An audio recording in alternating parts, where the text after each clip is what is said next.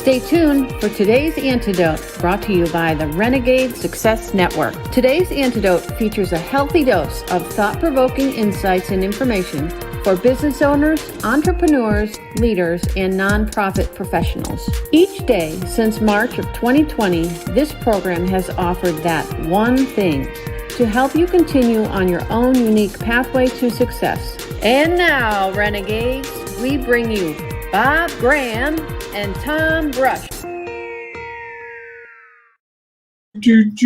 Hey, Tom, happy Monday. And I owe you an apology up front before we even start. So I'm going to confess my sin to you. Your birthday was yesterday, and I did not recognize that in any way, shape, or form prior to the day. I should have said something Friday if I were paying attention. If there were just some piece of social media that would tell me when birthdays were, I would be so much better off. But alas, there is, but I didn't pay attention. So first of all, happy birthday to you. Thank you. I would sing, but that would not help our broadcast in any way. Hopefully it was yesterday. Hopefully you had a great day. Very nice day. Thank you. Good. So, and I know, you did a big deal for my birthday. I don't think you're a big deal for your birthday kind of guy. No, I was good with whatever. Doesn't matter. Okay. All right. There you go. A lot of nice notes and messages and texts from people. That's nice. Great. What I need. Awesome. Yeah. So there, now that I feel better, because that's been weighing on me since yesterday morning. Okay. Well, good morning, everyone. Thank you for joining us on today's Antidote. If you don't know, that's Bob and I'm Tom. And this is our daily conversation around a topic where we try to help people better understand, or just differently understand, some thoughts around whatever the topic is that we have. And we welcome your comments if you're watching this on Facebook Live. If you are listening to the podcast, we'd love for you to share your comments inside our Ring of Renegades Facebook group, or just like and subscribe to our podcast, whichever format you are using. That would be great. And then at the end of our show, end of our discussion, Bob and I will each share our antidote, our one thing that we think might help people as they are working through some of the challenges that this topic will bring up. So if you have something you would like to share, please feel free to do it again in the comments or inside the Ring of Renegades Facebook group. And if you like the conversation and you're listening to it as a podcast, please feel free to share it with friends, because we would like to try to grow that audience outside of what we are doing within our Ring of Renegades Facebook group and on Facebook. So now that we've got that all out of the way, one of the first things we do, if this is the first time you're listening, is we love to celebrate before we dive into our topic. And Bob did a little bit of that, acknowledging my birthday. So that is one celebration. And what's Tom, that? Did I lose you? You're frozen, I think. Oh, no, I'm back now, I think. Sorry. Okay. All right. So we do like to celebrate. And yes, Bob celebrated my birthday. And we always offer what is the celebration of the day, because my birthday was yesterday. Old news. Time to move on. What's the new celebration for today? So, Bob, what have you got for us today? What are we celebrating? This is going to be a polarizing one, so be ready. Oh, boy. It's National Sponge Cake Day. That's sponge cake. What's that? That's polarizing? Yeah. You ask people. Some people will say, I hate sponge cake, and some people will say, I love it. By the way, Tom, I just see a note that my mother and my sister are watching. So, or it might be my mother and Nate watching, but we need to be on our game because the family's watching, and they might, they'll bring it up at Thanksgiving or Christmas if I don't do a good job. So be careful what you say about sponge cake if your mom made sponge cake. So. No, my mother did not make sponge cake. Still be careful what you say. She would buy it at the store. When I was a kid, I loved sponge cake. Okay. And every now and then we'd buy sponge cake. And, sponge cake, I don't know why I like it. It's really, of all the cakes, it's really the least amount of cake. Don't you're paying $8 for probably 60% air, right? But don't you put rum in it? You can. Isn't that why people like it? That's why I thought, why is this so No, boring? you're confusing sponge cake with rum cake. Aren't they the same thing? I thought everybody they had sponge cake and they put rum in it. I know that I could go to a grocery store right now, get regular sponge cake with no rum in it whatsoever. Okay. Isn't that No, I like sponge cake with some chocolate syrup, dark chocolate syrup on it. That's pretty good. because you are a dark chocolate? I am. That's it. Do you like sponge cake? I don't think I've had it in forever, so I don't really. It's cake. It means it's probably got sugar in it, and it doesn't have fruit. Well, you can put fruit on it. Don't confuse it with fruit cake. Well, and I once went to a catering company when I was at a university in a catering company, and they put out dessert, and dessert was like it had fruit all over it. I'm like, that's not dessert. Dessert doesn't have fruit on it. They looked at me like I had three heads. No, I was good friends with these people because I worked with them a lot. It's like, yeah, I was saying no to dessert with fruit on it. Now, as you will now find out, that our topic is today is what happened. Well, wait, before we get there, I just want to add this comment from Tim. Rum in sponge cake. I used to be quite a drinker, but that's a new one on me. So maybe I'm confused, which is very possible. And then he follows up with, of course, dessert has fruit on it. Have you never heard of blueberry cheesecake? I have heard of it. That stops being dessert for me. I'm sorry. Fruit is not dessert. Fruit is like what you have in the morning. It's a great way to start your day. It's something. What I love about this program is the most unusual things spark the most passion from you. I had no idea that sponge cake could take us to the whole idea of fruit on dessert being unacceptable to you.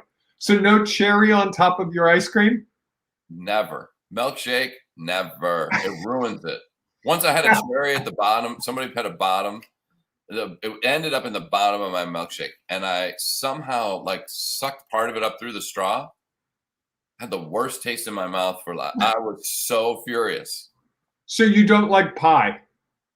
I'm not really a pie person. I would think. Hold on. Chocolate pudding on graham cracker crust. That's good pie. Okay. And then Tim adds this. You're broken, man. Just what's real for me. That's all I have to say. All right, Tom. We could talk about sponge cake all day, seemingly, and fruit on desserts, but we probably need to get to the business part of our meeting here. Sure. Well, I'll go back to the fact that when I told the caterer that wasn't dessert, and they looked at me like I was crazy. And this happens a lot in our businesses, right? So our topic of the day is what happens when they say no. We talk to a lot of people about a lot of different things. And whether it's about, do you want to get together and meet? Are you interested in a phone call? Are you willing for some follow-up? All of those things, they have the opportunity for someone to say no. You can go to your supervisor and say, hey, I have this idea. And they say no. And I think, and what we want to talk about this week is, well, okay, since that is one of the reactions that you could get, how do you deal with that? And so our conversation today is just really about, what does it mean when someone says no to you? So I've shared a little bit of my thoughts. What are your thoughts on this, Bob? My thoughts are that no is a likely answer. And I think it's because it's the most likely, if not in reality in our minds, we are often bracing for a no. That's the biggest fear. But I read a book a couple of years ago that said that the worst answer is maybe. When the person says, well, I might do it. I need to talk to my friends. Let me go check my finances. That's not nearly as effective as no, because as the book, and I think the book was going from no to yes. No gives you a starting point for a discussion. When you say no to fruit on dessert, that gives me, and I start to play with that, right? Well, Tom, so you don't like pies. And then you offered that you don't even like a milkshake with a cherry on top because I asked you about cherry on top. So you can see that what I was trying to do, and we do this all the time, is take your no and modify it slightly to find common ground. And it's a great example of what we do in business. When someone says no to us, often it's like, oh, well, okay, can you explain to me why? Yeah, I really wasn't comfortable with your pricing plan. Okay, what would work for you? How could we shift things? And that's what we do. But if we're in the maybe world, you can't have that discussion. Well, maybe I'll do. Well, should I change the pricing plan? Should I not serve pie on your birthday? Maybe doesn't help me, or indecision doesn't help me. So I actually would prefer someone tell me no, and then try to understand. And no is also when the people explain to me what no means in terms of why the no exists there. That's when I can learn more about my customer. Sure. That's when I can start to develop different programs. If everyone's saying, hey, you know what, your pricing's really high, I can find it cheaper down the street. Well, after 3 or 4 people tell you that, you start to go, I might have to think about something.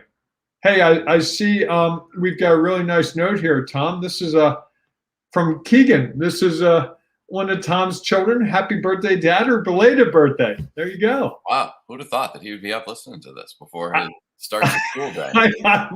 I was thinking that. I'm glad you said that out loud. Well, he's in the real world now. So now he maybe is, he's out of college and he's got a job. And so now he maybe has to figure out some of these things that we're talking about because he's a teacher. Now, where is he geographically now? He's in Washington, D.C. Washington. Teaching. Okay. So, teaching. Yeah. So he will have to deal with some of the challenges that we will be discussing. So maybe did they start school today or is it next week? I don't believe they start today. I think he's still doing prep work. Okay. We've been doing work. So. Okay. And we have this from John. Happy birthday, Tom. So. Well, I appreciate those thoughts. And my son did send me a note yesterday. So I feel good about it. And we also have this from John, just to clear it up. Did I dye my hair? And the answer is no. It's just different lighting in my office. So now at least he understands, rather than if he had just considered it. Here's the thing I was going to share about no, as you were talking, is at least it's a response.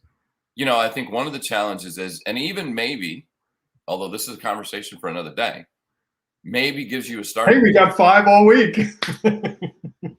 I think you took an action. If we go back to this, and someone had a reaction, that reaction at least allows you to act and try to figure something out. Well, okay, what went on in my action? And again, rather than worrying about what was the reaction in a judgmental way, as a learning step. Okay, great. Now that I got this response, what can I do next? And I know we'll talk about that later in the week, but I think getting at least some response, think about at least getting a no means you had a chance to talk to the person. How many times have you tried to reach somebody and you just left them a million voicemail messages and they never respond? There's nothing you can do with that except, okay, maybe they don't respond to phone calls. Maybe I need to send them an email. Or you send out email messages and, people now believe that a 20% open rate is a good, 20 or 30% is a good. Well, what about all the 70 other percent of the people who aren't opening it? You don't know what to do with them. And so I think that's part of the benefit of, you can look at no as a rejection, clearly, or you can look at no as a better understanding of the person that you are talking with. And again, I think when we get so wrapped up in the result, we start to forget about what we can learn from the reaction that we received. And then, as we'll talk about later, figure out what the next step is. I'm going to add a couple more comments from John. We have get the information, all of it. And I think that's when you get that no, what can you learn? And then also When you have a no answer, it's a no. Call, email, text till you get an answer. So, John, I know with this company is very eager to make sure that when they're sending out quotes, that they call, email, and text so that the person can't say they didn't get the information. And you would think that that would really frustrate people, but I'm a complete failure. Because what I tend to do, and I'm sure I'm not alone, is no to me is no is personal, not business. So now they've impugned my whole entire decision making in my entire life, from what college I went to, what degree I got, why I chose this job. And I go through that whole whirlwind in my head really quickly. And then I have to say, whoa, time out. This is just about this thing right now. And it's not about you. No. It's about them. Now, it could be about the way you presented it, which is possible. It could be, and again, I like to go back to it's a result for now. It's a snapshot in time, because the number of times that people have said no for the moment, turned around later and it became a yes, happens all the time. And I think that we take that no in a moment and say, like, okay, we cast them off. And rather than trying to better understand the no, we just take it as all right, cross them off the list, move on, who's next? And I think by doing that, we lose the opportunity to better understand who and what the people that we are talking to and what we can learn from it. Again, I go back to that. Once you start thinking about how you learn from it, you can start to think about what's the plan now after that. And I think that allows us to help move forward rather than to be stuck in, well, I had 4 people say no today. It's interesting.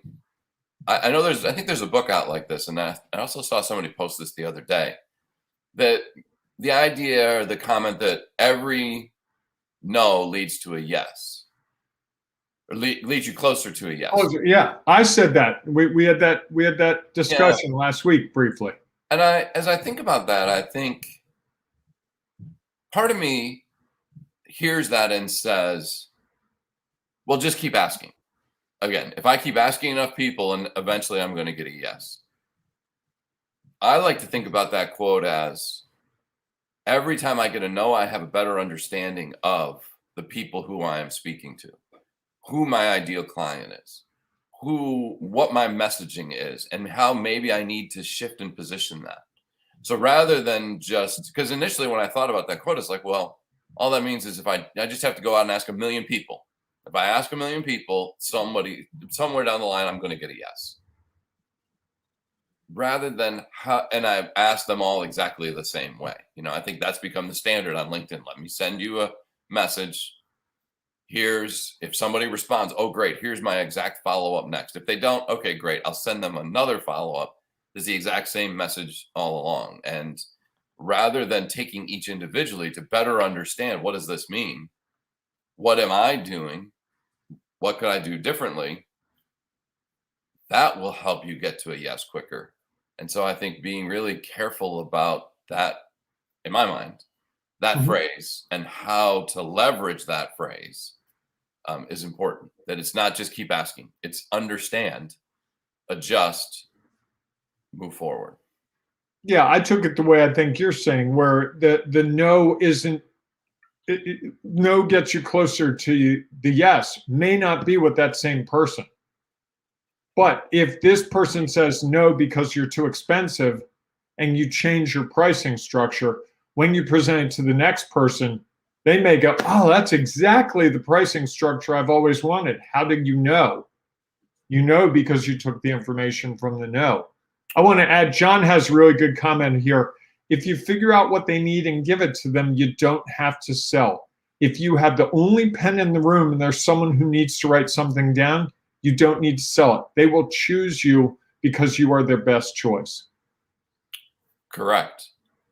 And I think that's, and if there are 10 people in the room who have a pen, just because they choose someone else doesn't mean that your pen couldn't also serve them.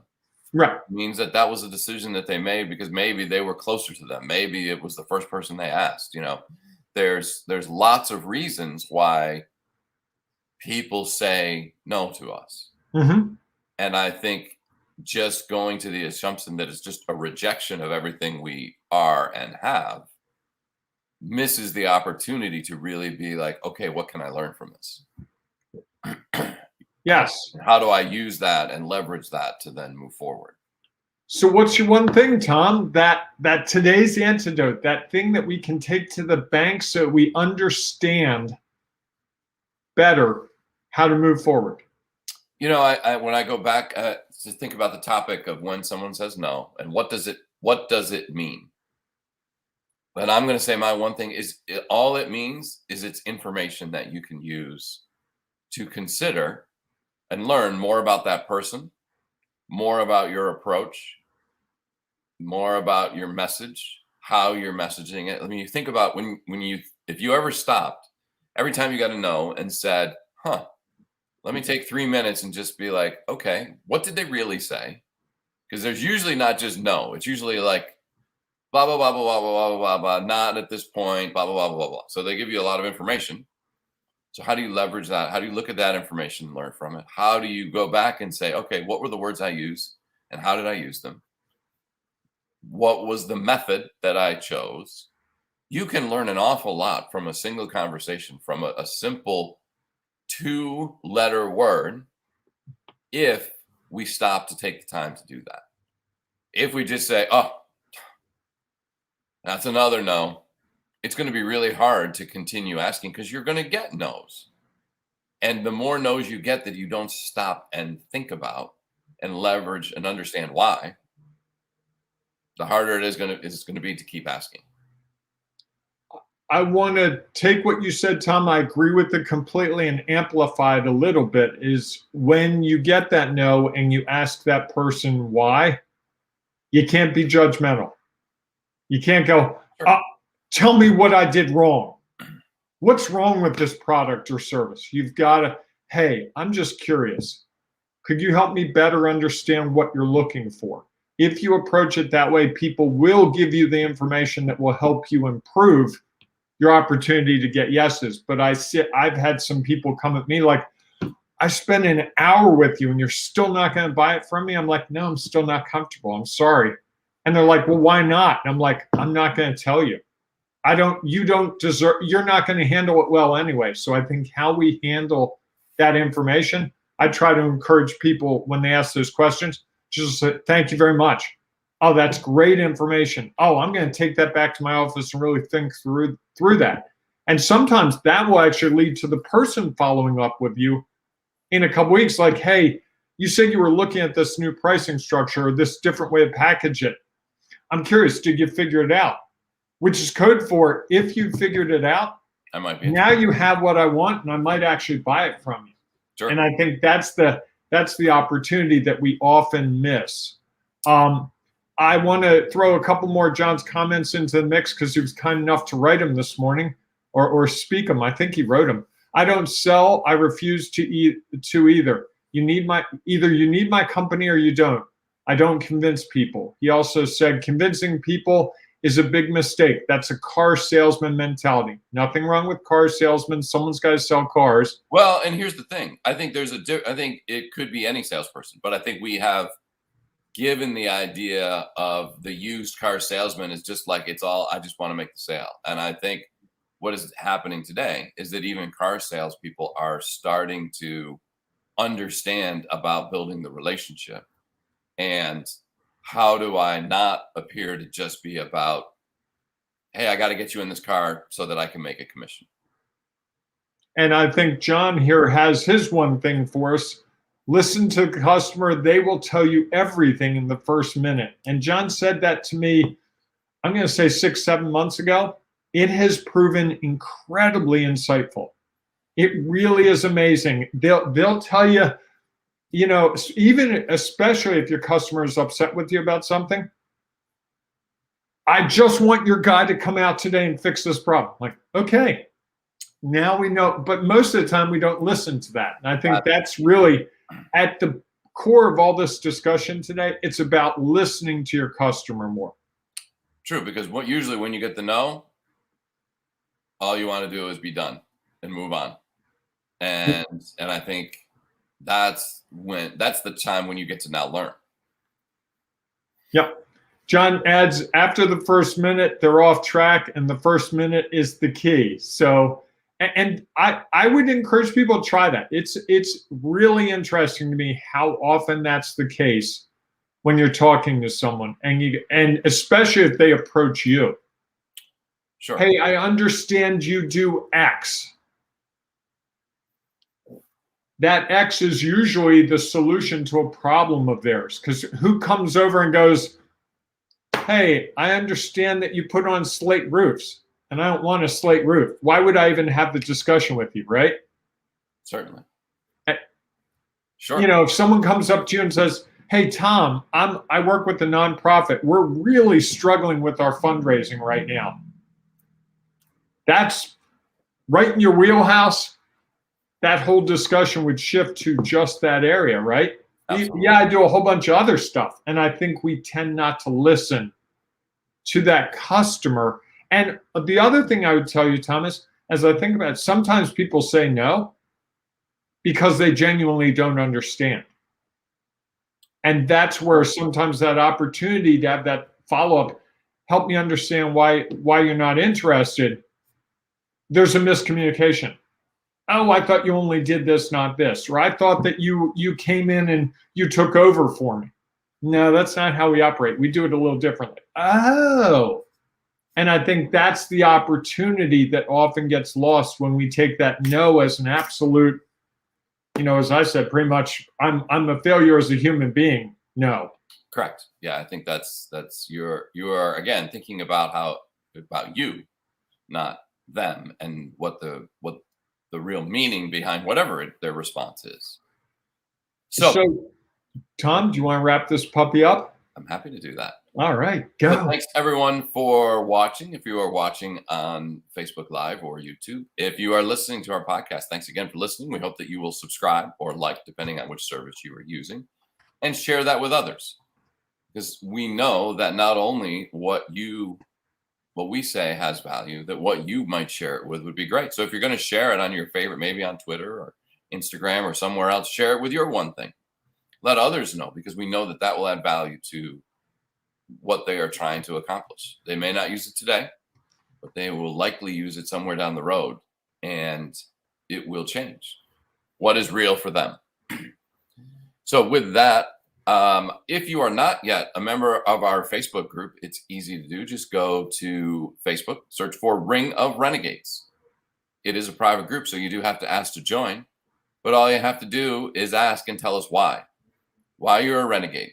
And then you can become a part of our group. And it's private because we want to create a space where you can have conversations like this, where if someone's struggling with, I'm getting these no's and I don't know what to do next, or I'm not really sure what it means, that it gives a chance to have a conversation, not in an open forum where people are going to worry that, oh man, my business is, I don't want to share that I'm getting all these no's because people are going to think that my business is struggling or failing.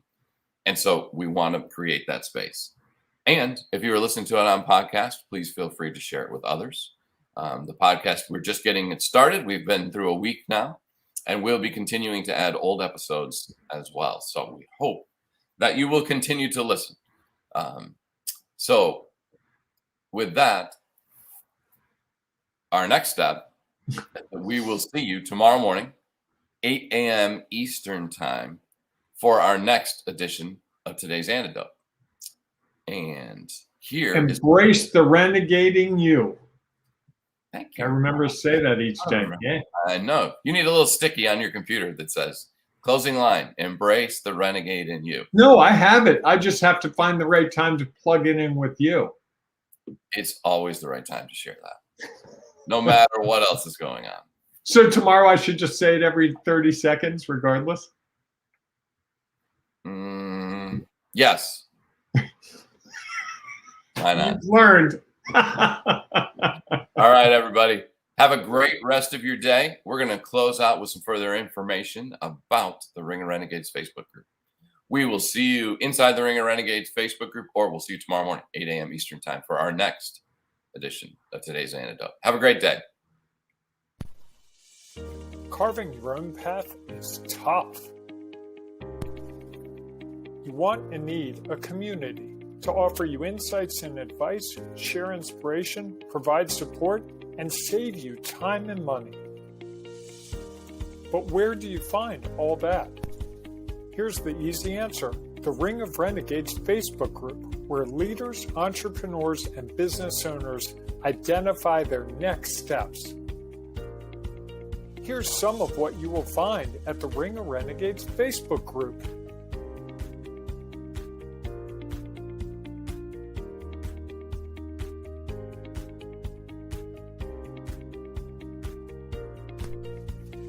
Just go to ringofrenegades.com and join today. Find and accomplish those next steps.